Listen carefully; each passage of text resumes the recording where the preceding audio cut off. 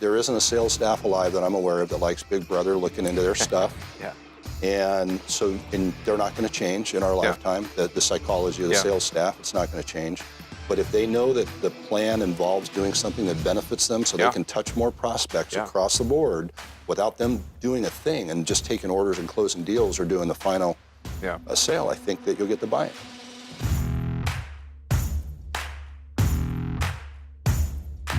Welcome to Industrial Sage, a free video podcast series all about digital marketing for industrial manufacturers. Hear interviews with your peers and find out how they're solving the same challenges that you might be facing in your own field. Coming to you from the Optimum Production Studio in Atlanta, Georgia, this is Industrial Sage. Okay, let's jump in today's episode. I have Steve Smith here, Director of Marketing from SANY America. Steve, thanks so much for joining us today. Pleasure. Yeah, pleasure. So for those who aren't familiar with the illustrious Steve Smith and SANY America, tell us a little bit about who you are.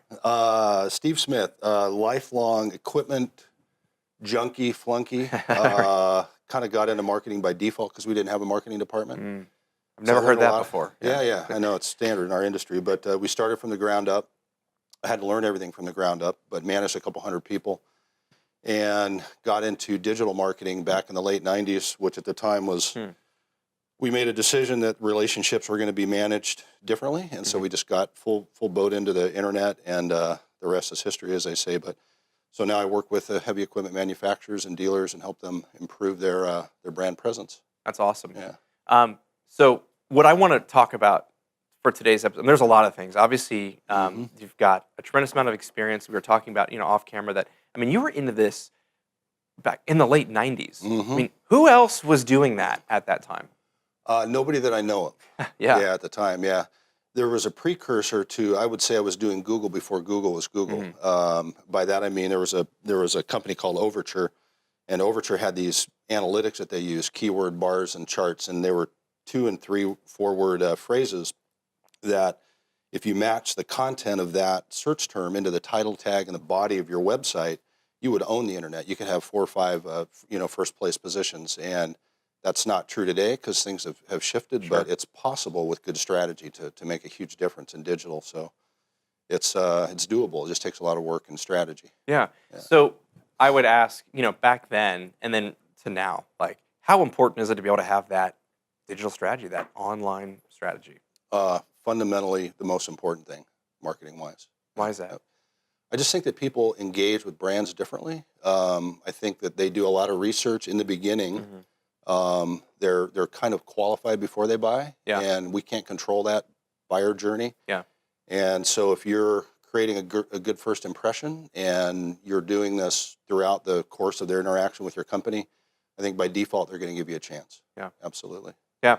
You mentioned the whole buyer's journey and how that's all shifted, and it's dramatically shifted. And we, even, if we were talking about, the Amazon effect, or, just even as consumers, it's like we are all feel like we are conditioned to buy differently, and it's like this speed, and I want this information, I want it now. Yeah.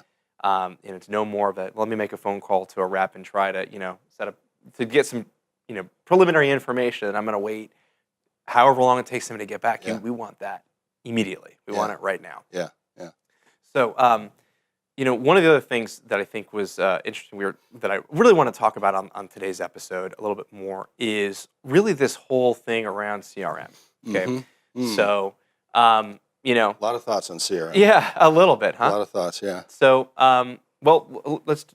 you were telling me a story actually of Goldmine back in the day, and I remember actually which Goldmine now, the new founder, is a new CRM called Nimble CRM, which is pretty cool. But how you were rolling out with that, and I feel like most manufacturers, we talked to a lot, and they're still using a Excel spreadsheet. Yeah. Right. So, why have you guys transitioned over to that? And like, what does that look like? Well, we back in the late 90s and early 2000s, we had a sales staff of say 28 people, all doing 28 things differently. And so we started. I know that's probably a common thing. And so we had this vision of we had a very big territory selling into was arguably at the time the 6th largest economy in the world, selling a commodity-based industrial product, a forklift. And we were told that we needed 40 some odd people to cover our territory, but we decided that that was too many people. There's overhead, there's more management, there's more cost burden to do that. And so we said, you know what, if we own the internet, we focus on our target market, because not all the market that we were told to cover was targetable. It wasn't an addressable market, which I think is a big distinction. We need an automated system that's predictable and visible, but we didn't want to overbuild it, because salesmen sometimes, or salesmen or women, they don't always do the right thing. Their hearts are always in the right place, I think. Yeah. And so we developed a CRM system back in 2001, 2002. At the time was Goldmine, enterprise level 6.7 edition. I remember like it was yesterday. Time goes by fast. And we hooked that system up to our website and our fully optimized website, and got leads and pushed leads out to flip phones, so that we were getting leads, on our phone. And that was a revelation. And just by automating those processes and defining the amount of fields that we wanted the sales staff to put into the field, because I'm a big believer in CRM. At its core, it's to help you manage customer relationships, but it's not designed to help management manage salesmen. And so the distinction is different, because we just don't like to put a lot of, as a former equipment guy, we don't like to put any more than is necessary in the system. Yeah. So we designed a system. My quarterly speech was garbage in, garbage out, where I would say, if you put in this kind of information, here's what we're going to do on your behalf. At the time, this dates me a little bit too, we were starting to do emails with the information. This is in the early 90s, so we had a good email system that was already going out. And we had recommendation engines, so we're already promoting our other products and services that people have. And we're able to track all these analytics through our CRM system, but it was garbage in, garbage out. As long as they gave us good information, we would help the salesmen penetrate new accounts in their territory. And once they saw that we were actually not acting as a big brother for them, then they're like, okay, now I'm all in, and the whole thing sort of just took off. And at the end of our, we had a sort of a 5-year lead study that we did. We went from 430 qualified leads to 4,800 plus qualified leads. And the salesman bought into it, and management bought into it.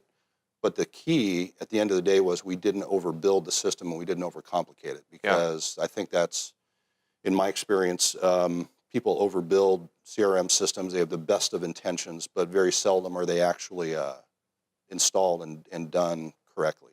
Yeah, I think that's a huge thing. We hear a lot of times. I'm not trying to knock a big name CRM. I'm not. I won't mention, but we all know who we're talking about. I will. Yeah. No. Yeah. So look, we're talking about Salesforce, in case you didn't pick up on that. Yeah. It's for our audience there, but that Salesforce is a great product. It really is, but it's like the Ferrari, and if you know how to drive per se, or it's like, don't get the Ferrari. And we see that a lot, where it's like, we have to have a CRM. We go from Excel spreadsheet, where are our leads from this trade show? It's, well, it's in Susie's drawer. Let's dig, Stack of business cards? Yeah, exactly. Yeah. And then you get into this thing, it's like, hey, well, and it just falls apart. And I think a key thing you mentioned was buy-in. Particularly on the, I think upper management, typically like, yes, this is great, because we have all these metrics, we have all these great things we can look at. But I feel like where the wheels fall off a lot is that actual, that behavioral change, that buy-in. So talk to me a little bit on how you, some of the tactics and strategies you've used to be able to kind of, you mentioned that a little bit, like taking the data and, reducing that, but, how long did that take, and what does that look like? Because I had people come out and visit our dealership at the time, and they would say, hey, this is great. Our dealership was studied as a best practice digital dealership back in the early 2000s. And they would say, how long does it take for you to get all this stuff in place and working and buy-in? I said, a couple years at the time. And they said, well, we don't have 2 years. And so I said, well, you could go back to your old strategy and do that if you want, which is Excel spreadsheets and business cards or whatever. I think that can be done in a lot less time today. I think 6 months is realistic. But it starts with having a roadmap of expectations. This is the benefit for the sales staff. This is the benefit for the customers. These are all the processes that we could do. And Salesforce is a great example of saying they can do everything, and they can. For a small fortune, they can. But if the key is really just to stay in contact with likely prospects, then you have to define what that roadmap looks like. And I think as far as sales staff in general is concerned, the easier you make it, the better. And we started out, it was too complex. We had too many fields. We wanted to know 20 different things about customers, and the reality is we really needed to know about 5. And so the feedback that we got from the sales staff was, hey, Steve, this is great. We know what we're doing. When we love what you're doing, we buy into it. But you're asking for too much information. We have to sell. And having sold equipment for a living, I know a lot of my time was engaged in relationship building, and it wasn't always about doing reports and coming home every night with my family and filling out all this stuff. So to the degree I made it easier for them, they bought in exponentially. And that's when I've worked with clients in the past, they kind of get that. And I've engaged with people in CRM rollout programs, and it's always dumbing down what you first do. Lower your expectations, make it easy, get some traction, and then sit back and go, okay, that's kind of nice. Maybe that's good enough. Maybe we shoot for the moon next go round. You know? So I love that approach. I mean, there's some really key things that one thing I think is the most important piece is that you listened to the sales team. So it wasn't like, okay, this is what we need to do, and we're pushing it. It's all about us, and listening to that feedback. I mean, obviously, you've got you were there. That was your thing. So I think the other piece with that is making it easy.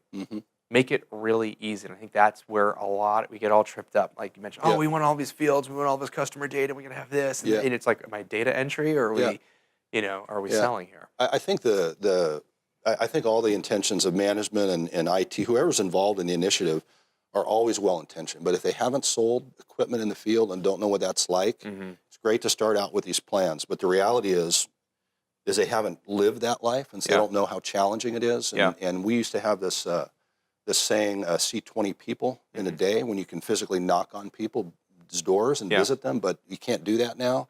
People don't want to see you. I don't want to be called on by a sales rep. I get sales calls all the time. I don't want to engage. I'm too busy doing what I'm doing. And I've already done all my own research now. So I'll call you when I need something that you're selling. So, and I think statistics say you have to be on someone's radar like 20 times over the course of a calendar year. Little impressions, messaging, a lot of touch points, so that when they're ready, they're warmed up. And if you do that and you do it well, then you're in the hot seat, or you're in the driver's seat. But I think what we did differently is I had the benefit of selling equipment. So I started off with a system that was designed to help the sales staff sell, not management or Big Brother to look at reports. And that's a distinction, because management wants to they want to see all this stuff, but it's not grounded in reality of selling, I think. And CRM systems will be a great tool for anybody, provided they're executed and planned for the right way. It's just, I think stats are like 90% of companies start and fail, or 95 or something like that. It sounds about right. Go to that process. So my next question then would be, so for that company that's saying, you know what, they're talking about us right now, or yes, we are that company that's got all those spreadsheets and we don't have it. What are the first few things that we should be thinking about? I would sit down and have a roundtable meeting with the stakeholders that were expected to use the system, and say, all right, we need to do something different. What are your thoughts? What are your ideas? Do your research. You can Google top 20 CRM systems, and you'll get a report that will tell you who's good and who's bad. But understand their strengths and the weaknesses. Salesforce has a lot of strengths and has a lot of weaknesses. There's simple email automation, marketing automation programs which can over-automate if you're not careful. But can be installed for $50 a month. And capture web data and push messages back out. And sometimes for a lot of companies that's enough. But then you sit down there with your group and you say, what are the follow-on activities we're going to do with this data? Are we going to have customer events? Are we going to call them back once a quarter? Are we going to drop a direct mail piece in the mail? Are we going to use that data to build custom audiences for social media or online promotion campaigns? What are you really trying to do with that data? And you have to start there. You just can't say, hey, this is our CRM system. Let's do this. You just got to figure out just start off with a planning strategy with the people that are going to be using the system and ask them, would you be willing to do this? And there isn't a sales staff alive that I'm aware of that likes Big Brother looking into their stuff. Yeah. And so they're not going to change in our lifetime. The psychology of the sales staff, it's not going to change. But if they know that the plan involves doing something that benefits them so they can touch more prospects across the board without them doing a thing and just taking orders and closing deals or doing the final sale, I think that you'll get the buy-in. Yeah. Absolutely. No, I think you're 100% right. Dead on. That totally makes sense. It's like, you got to sell it to the salespeople. Could use, but the reality of it is, it should be, if a fully fleshed out process in a system, and you really do have a true integration and alignment between sales and marketing, that it should be, look, marketing should be helping to generate leads that, and get them from marketing qualified over to sales qualified. Take that education from, we don't know you from Adam, or we met you at a trade show, we had a conversation, we weren't ready to buy, but the sales cycle is 6 to 12 to 24 plus months. Longer. How do we continue to engage and then have the right metrics saying, hey, okay, I know we met this person 2 years ago, and now they're ready to go, and let's get that over to somebody. You tell it to a salesperson, like, hey, instead of you spending 80% of your time prospecting and trying to figure that out, it's like, we don't need to do that today. Yeah. I have a client I'm working with now. We can talk about them if you want. And I'm their director of marketing, and they brought me in because they needed a complete brand overhaul, and they needed everything: new, good, flashy website, brochures. At last count, we have about 83 separate projects going on. But at the core of what we're doing is to generate leads and awareness, and get the sales staff qualified leads that have been pre-qualified, they're warmed up so they can close the deal. So part of my practice is to go in and say, we want to generate leads, we want to generate the right kinds of leads. Here's all the methods we're going to do that. And then the interaction that you have at each interaction level is critically important. Does the material look good? Are you touching all the emotional hot buttons that this audience may have, because they've all got frustrations? I'm positive they have all got challenges. And if your messages touch that, then they're going to respect you for understanding who they are and the pains that they have. They're going to pay attention to you over time. And then in the heavy equipment space, the sales cycles can be from 1 minute to years long. And so however that sales cycle is defined, you got to make that initial first impression count, and then every impression thereafter count. Professional, good quality. Follow-up processes. We have this saying, especially in your inbox, to be that welcome guest, not an uninvited pest. And if you just bomb them with meaningless information that's not centric to that particular audience, then they kind of turn you off.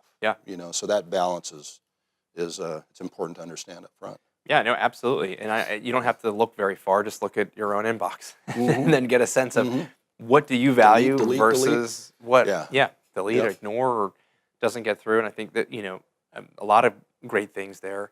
Obviously, the relevancy, having valuable data, valuable information that's solving their pain. And I think that there's been a huge, now I think a lot of manufacturers are realizing, hey, we definitely need to make this shift.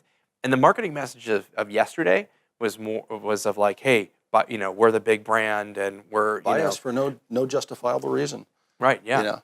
Rather than how we solve problems. Exactly. Yeah. And so you're buying brand. You're buying. We've been around since 123. So we're the 800-pound gorilla in the space. So you need to buy from us. And I think that is doesn't work. That doesn't work. That doesn't work as well. I mean, and for the companies that have huge traction, good for them. But for the upstarts that are seeking to displace them, at the core level, every company has a product and a service they got into business with, or for. There's a reason they got into business. And if you dig into the reason that product was developed, it's probably got some good value proposition stuff in there. And you got to bring that out into the marketing messages and let everybody know, hey, this is how we solve the problem. It's unique to you. And old advertising guy, Claude Hopkins, I don't know if you've heard of him. He's way back in the early 20s. But he said, platitudes and generalities roll off your back like a water does to a duck, and specifics sell. How you specifically build a case based on evidence on why your product and service is statistically better, and people just are inclined to believe in data and stats rather than a general message, and that should permeate throughout everything that you say and do, marketing-wise, I think. Yeah, no, absolutely. I mean, you're getting into looking at, what we talk about it here is a lot of persona development. So looking at, okay, we've got a product, and that product could be sold in many different verticals, just depending on what that is. But then even the person that you're selling it to inside that organization, you have different messages and there's different pains there. So at the top level versus the end user, that it's very different reasons. Where maybe looking at the top, hey, how can we drive costs and save this and all that, versus maybe end users more ergonomics and more So how do we tailor those messages depending on that person that we're talking to? Because if you're talking to an end user, yeah, we can save you all this money and efficient. I don't care about that. What I care about is that I don't want to I feel like exhausted at the end of the day using all this other whatever.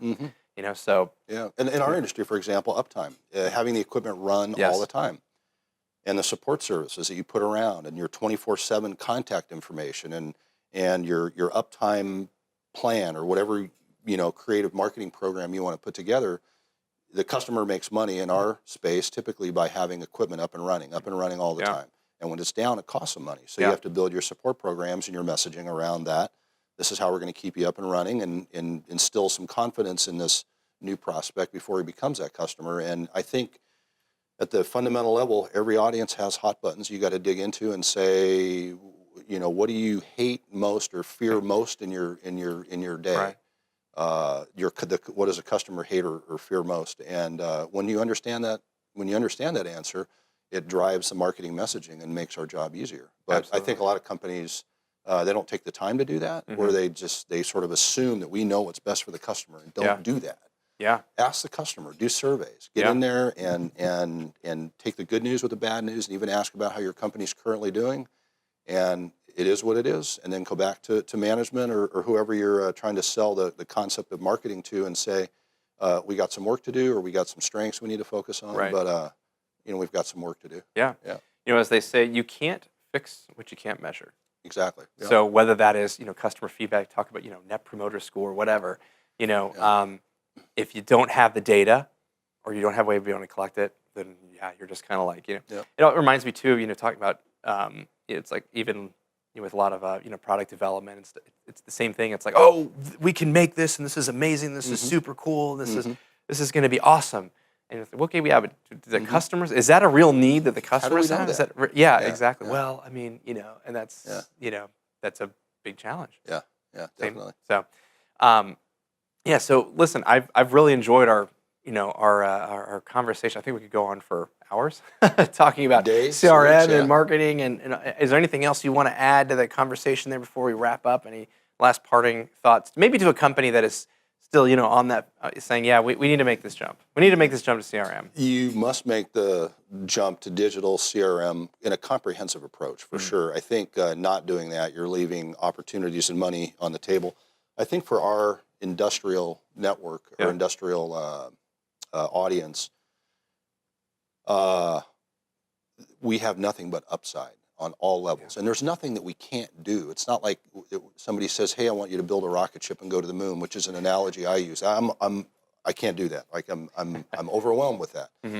But to figure out who your audience is, what their hot buttons are, how to deliver the messages consistently over a long, short and long time horizon, with really compelling reasons to do business is not difficult. There is a process. There's an evaluation process where you evaluate how well you do now versus how well you want to do. But this industry in general has more upside than any I'm aware of. And I love being involved in it.